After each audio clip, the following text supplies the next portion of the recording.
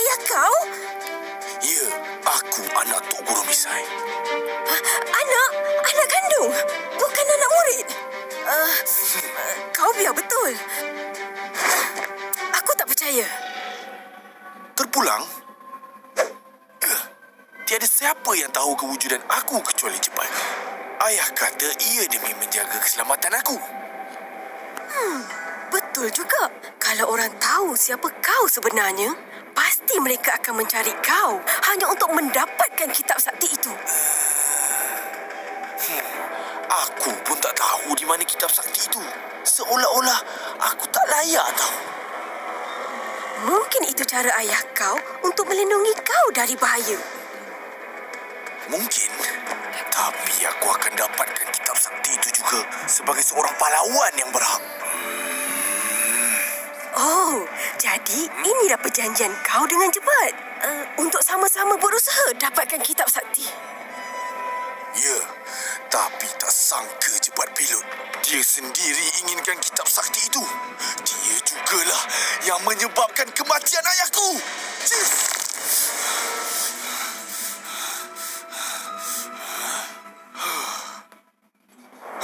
Kau Ratu, macam mana kau boleh kenal Jebat? Apa rahsia kau berdua?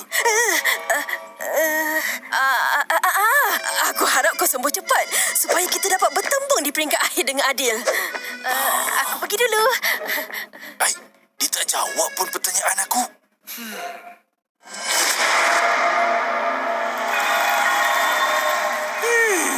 Mana dia ni? Dah jumpa. Dia menyorok kat situ rupanya.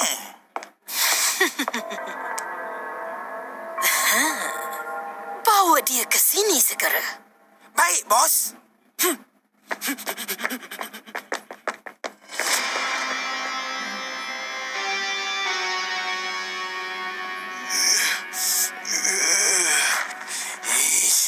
Macam mana nak keluar dari gelanggang kuasa ni?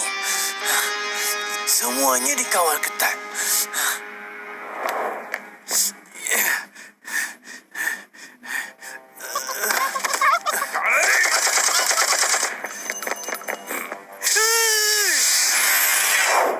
Kejam betul, Cik Putih.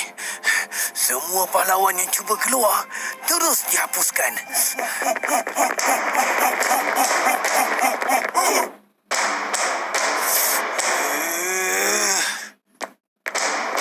Jangan lari.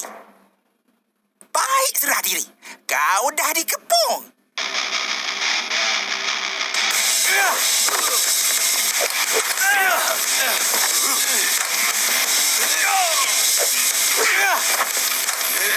Berhenti. Kau nak keluar dari sini dengan selamat kan? Ya, Kau ikut aku jumpa Cik Putih. Dia tahu jalan keluar.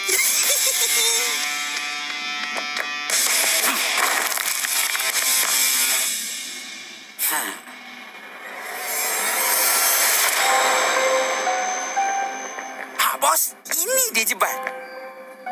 Lambat. Lama aku tunggu.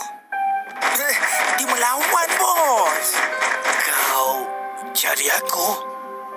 Ya, aku ada tugas khas untuk kau yang kau pasti tak akan tolak. Aku tak kerja dengan kau. Tenang, dengar dulu. Aku hendak beri kau peluang untuk mendapatkan kitab sakti. Teruskan. Ada 2 penjaga purba telah muncul di gelanggang kuasa ini. Kenapa mereka di sini? Itu tak penting. Yang penting, aku nak kau hapuskan mereka. Walaupun 1. Baru kau boleh sertai misi mendapatkan kitab sakti. Bukan senang nak melawan mereka. Kau takut? Bukan. Pertarungan dengan Tuah masih meninggalkan bekas. Aku belum pulih sepenuhnya. Jika aku bantu kau pulih, adakah kau dapat menghapuskannya? Cik Putih membantu orang?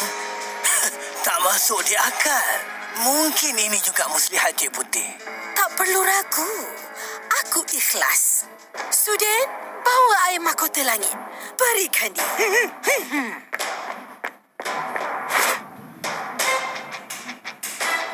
Ia bukan sekadar penawar. Ia menyembuhkan segala luka dan boleh membangkitkan kekuatan luar biasa dalam diri. Boleh percaya ke ni? Buat apa aku nak aniaya kau? Pahlawan yang dah kalah. Kau takut nak minum ke?